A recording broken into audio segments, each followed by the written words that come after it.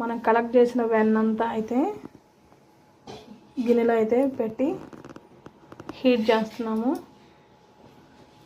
So నెయ్యి purpose కోసం చూద్దాం ఈరోజు ఎలా తయారవుతుందో.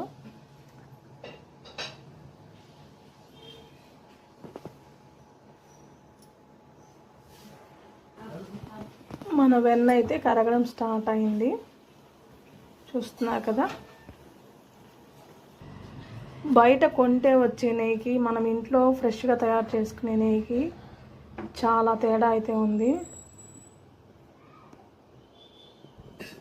వెన్నంతా కరిగి ఇలా అయితే అయ్యింది.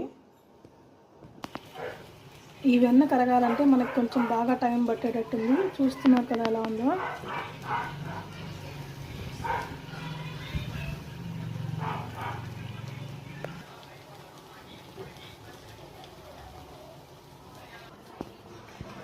ఇది ఇంకొంచెం ఉడికిన తర్వాత దీంట్లో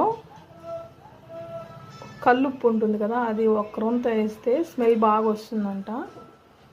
అయితే దీనికి ఇంకా కొంచెం టైం పడుతుంది. సో అప్పుడు మంచి స్మెల్ అయితే వస్తుంది. ఫైనల్గా మన నెయ్యి అయితే కంప్లీట్ అయిపోయింది.